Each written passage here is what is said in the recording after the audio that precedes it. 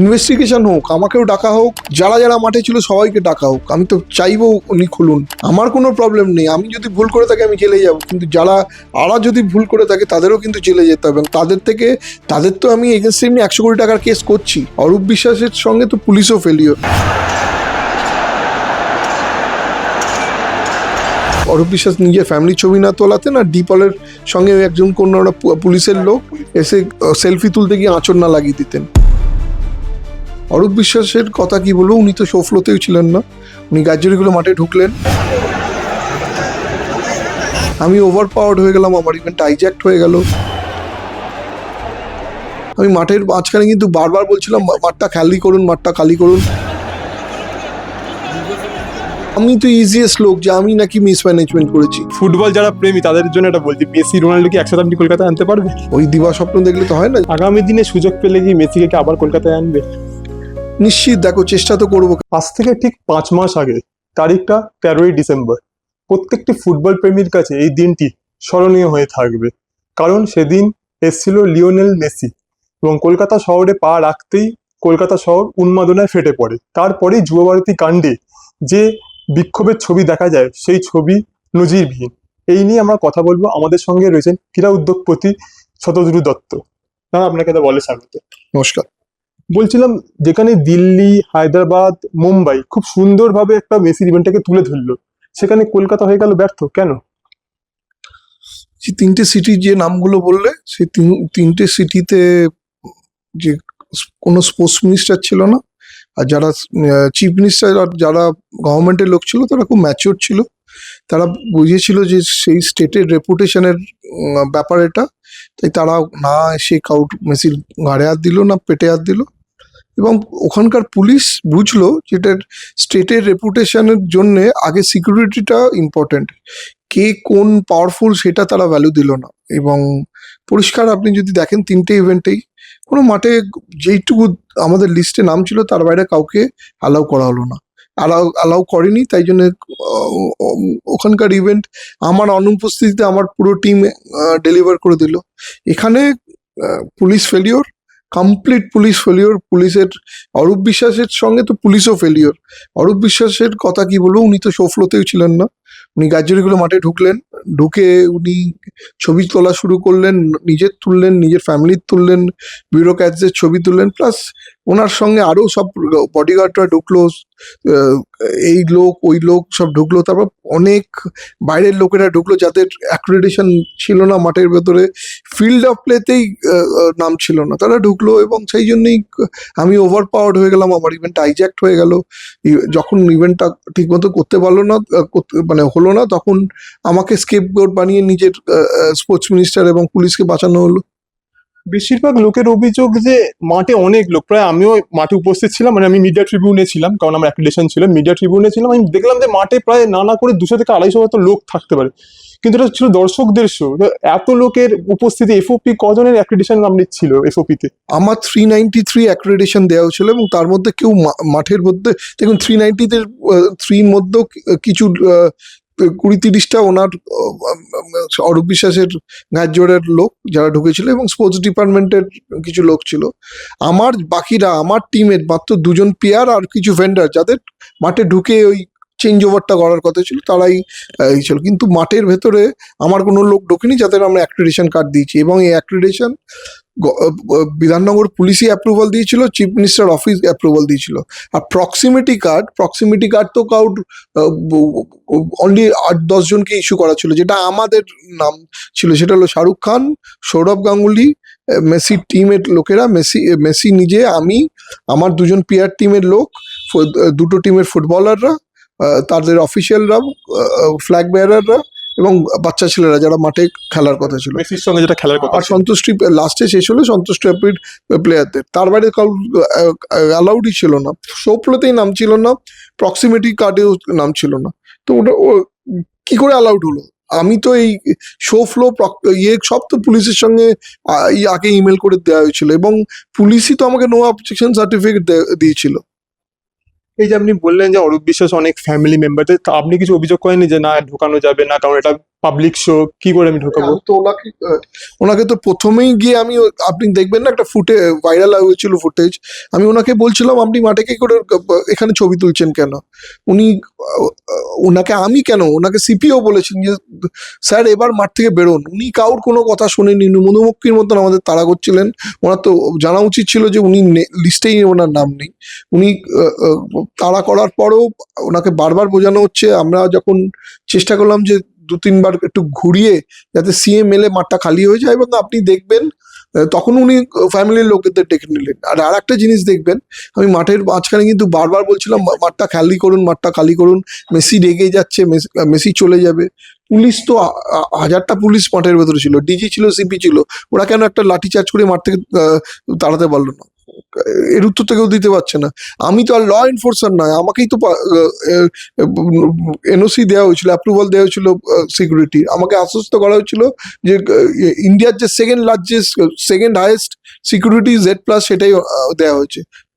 Home ministry তো স্টেটকে লিখেছিল সিকিউরিটির জন্য, আমায় তো লেখেনি। কিন্তু তাও তো সিকিউরিটি ব্রিচের জন্য এই জিনিসটা হলো, আর একজন ইম্যাচিওর স্পোর্টস মিনিস্টারের জন্য এই জিনিসটা হলো। মেসি যে বেরিয়ে গেল, আমি মাঠে মনে হয় আমার যদি ভুল না করি 20 মিনিট ছিলেন মেসি। হ্যাঁ, 20 মিনিট পর বেরিয়ে গেলেন। ডিসিশনটি কি আপনার ছিল?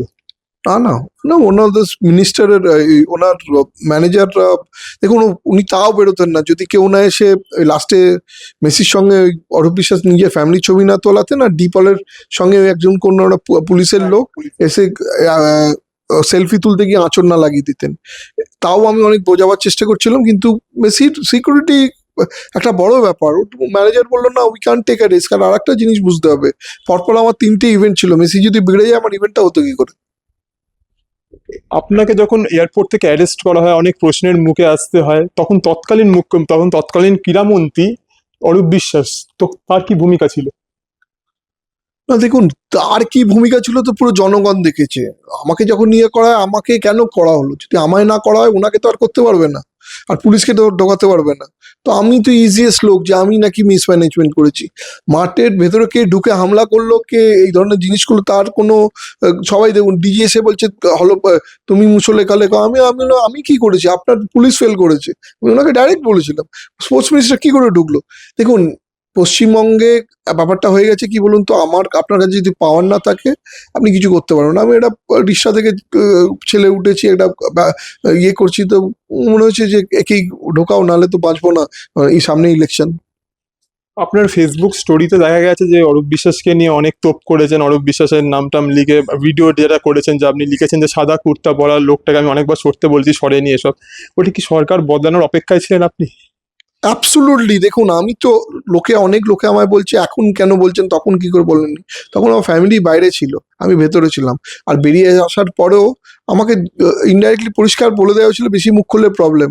দেখুন, আমি তো আর মানে আমি তো আর মানে একটা সাধারণ নাগরিক, আমার অত পাওয়ার নেই, এবং কেউ যদি আবার ফাঁসিয়ে দেয় সেটা হয়তো ছিল, কিন্তু আমি মনে মনে ভাবতাম ওপরওয়ালা আছে, বিচার তো পাবো, আজ না কাল আমিও সুযোগ পাবো।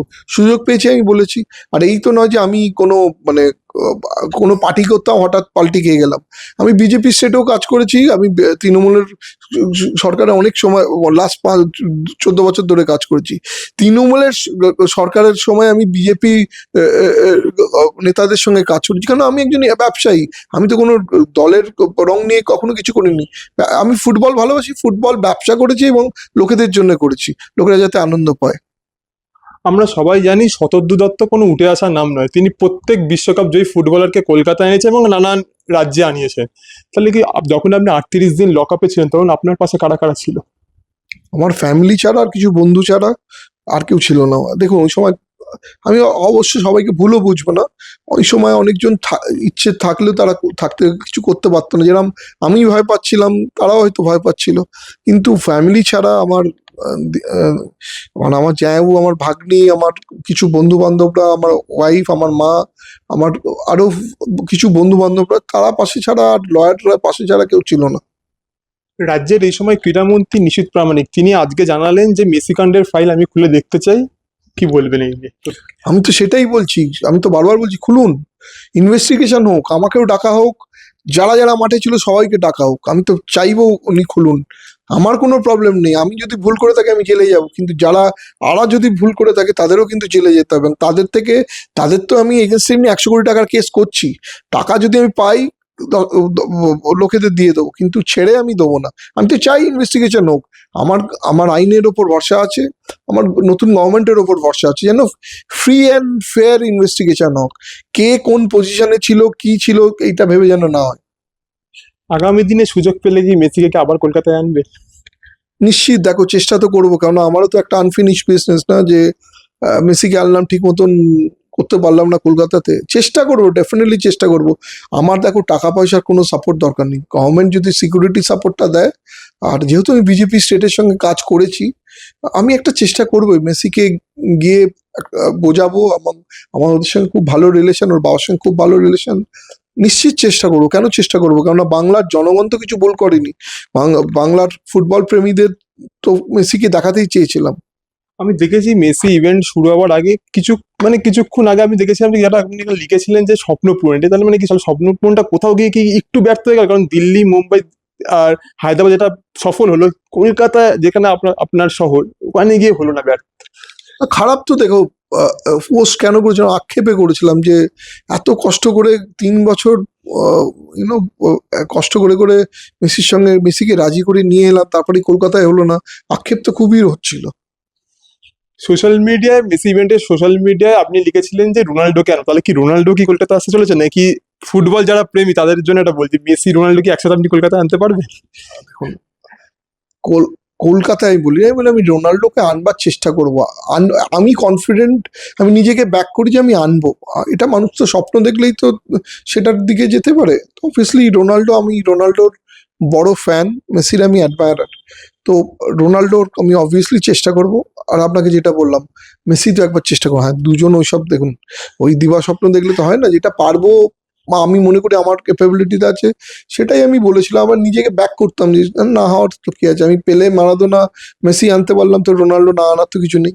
শত দত্তকে ধন্যবাদ, এবং এই যে ফুটবল প্রেমীদের কাছে একটা দারুণ খবর যে মেসিকে আবার আনতে পারে শতদ্র দত্ত, এবং এরকমই খবর দেখতে হলে চোখ রাখুন দ্য বলের পর্দায়, কারণ খবর এখন এখানে। ক্যামেরায় অভিনবের সঙ্গে আমি Randeep, the ball news, Kolkata.